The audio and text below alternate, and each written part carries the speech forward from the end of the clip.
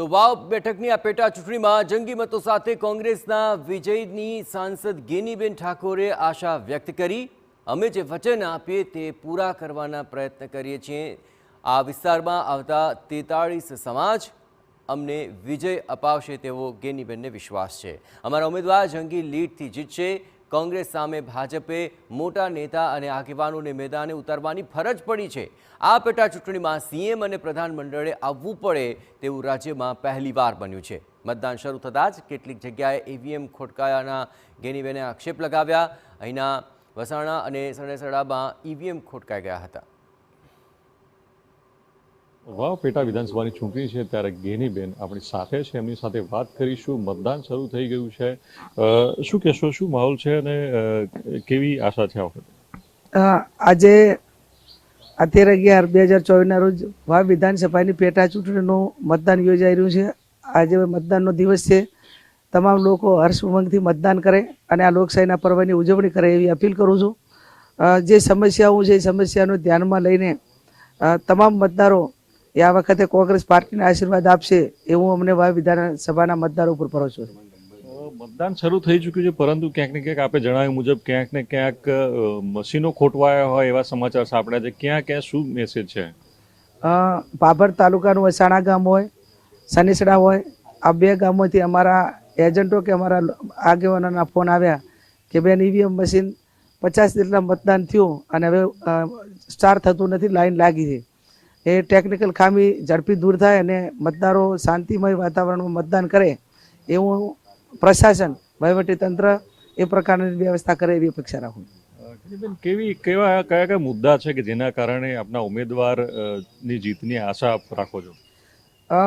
સમગ્ર જ્યારે 15મી તારીખે જાહેરનામું પડ્યું ત્યારથી કરીને આજ સુધી અમે તમામ ગામોમાં શક્ય હોય એટલો લોકસંપર્ક કરવાના પ્રયત્નો કર્યા। અમારી વાત મૂકી, અમારી વિચારધારાની વાત મૂકી।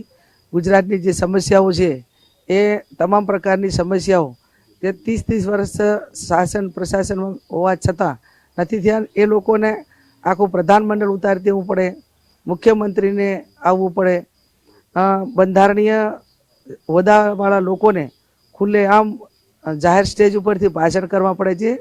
ગુજરાતના ઇતિહાસમાં પ્રથમ વખત બન્યું છે એક આવી સામાન્ય ચૂંટણી પેટા ચૂંટણીની અંદર।